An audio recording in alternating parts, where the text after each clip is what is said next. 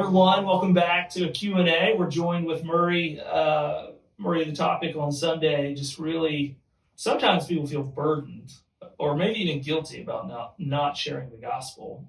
But looking at it as like such a blessing of this great news that we have, that we can share, is really encouraging. And maybe before we get into a few questions, why don't you remind the listener about Sunday morning's message? Yeah, we were in the latter part of chapter 10, where Paul talks about the importance of our call as a result of those who have been impacted by the gospel. Our call is to share the good news of Christ so that others will believe. And so we talked about what it means to be communicators of the gospel and to be thoughtful in how we do that, and how we're to see all of our life as mission, as we talk about here at Cahaba Park, all of our life as advancing the gospel forward. So there are all kinds of objections that we might have. We have some of those internally. We have some of those externally, where Satan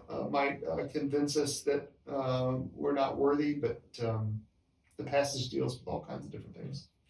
Yeah, so one of the maybe objections I was thinking through is, well, I don't know if I know enough or have enough answers to present the gospel. I'm worried about not saying the right things, right? But also balancing that with, and to your point, the example you gave during your sermon of, if your neighbor's into astrology, right? Like, there's a way for you to be intentional in knowing what they like and using that to kind of bridge the gospel. How would you help someone with, hey, it's important for you to be intentional with your audience and who you're talking to, but at the same time, not feeling overwhelmed that you don't have all the answers and therefore aren't qualified to share the good news? Well, that's a great question. I think, let's take this example. Sharing your faith with, let's say, your neighbor is very different from being a math teacher. So a math teacher has to have a level of expertise in order to communicate effectively with the students, and any objection that they might have, they need to have all of the things sort of worked out. They need to have a level of knowledge worked out so that they can then communicate so that student then grasps the concept. Evangelism, or sharing our faith with our neighbor, is different in that the work of conversion that happens isn't because of the knowledge that you have, but because of the work of the Holy Spirit. So I would say two very practical things. One, if you know and love the Lord and have been converted in your heart, and you're sharing your faith with someone who has not, you automatically are walking into a situation where you are more equipped than you realize. So not only knowledge-wise, heart knowledge-wise, head knowledge-wise, but also, and more importantly, you have the Holy Spirit that lives and dwells within you that is also at work in that other person. So unlike the math teacher that has to have all the answers, the Holy Spirit, who does have all the answers, is able to sort that out. Is that a good example? Yeah, you're never actually alone. Right? Yeah. Sometimes you feel like, well, I'm on an island, it's just me talking to this person, but then you forget, well, no, the Spirit is here. Yeah. And you're planting and watering. Or I'm going to somehow mess it up. Yeah. And I don't think that it's true that we can mess up God's sovereignty. No, I don't think we can either. No. I've always been encouraged with the book of Colossians, because how we even learned about the church in Colossae was because a man named Epaphras heard Paul preach the gospel, and he believed, and then he went back home and he shared the good news. Yeah.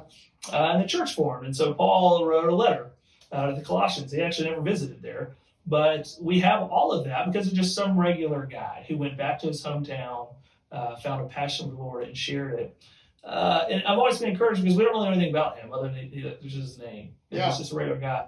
But how can we encourage the people who, work in a school, a law firm, a bank, any industry, where they live, in Mount Brook, Vestavia, Homewood, around Birmingham, Irondale, where you are, it is a fertile ground for the Lord to use you for your purpose of making his name glorified. Well, I love that question because it gets at the heart of what we talk about when we say live our life as mission. And um, I think the thing to think about is wherever we are, uh, career, live, interact with other people, is not just some random place that has just happened because we've decided we're going to buy a house here and there's a cosmic roll of the dice. But it's as we talked about before, you can't mess up God's sovereignty. You also can't go around God's sovereignty. So wherever we live, whatever we do that, and we live there because God has us there. And because God has us there in a particular time and place, that means he is desirous and is going to use you in that place for that time in ways that he wouldn't use other people that live in other places another time. So our job is to take full advantage of that reality. And whatever calling that we're in, whether it's vocational ministry or just ministry, right? All of life. Yeah. All of life is to be lived before the face of God. And there are no, there are no unholy callings. Yeah. I think that's a huge blessing, right? That kind of sets one aspect that sets believers apart is we understand our purpose. Yeah. Like we can live out, like what is the meaning of life? Like we understand that question. Yeah. And we can live that out regardless of where we live. Yeah. Yeah. So I think a lot of thought needs to be put into perhaps those that are listening. How do I see what I do impacting the kingdom in ordinary, everyday ways? Not grand slam type stuff, but base hits. Mm-hmm. Faithfulness. Yep.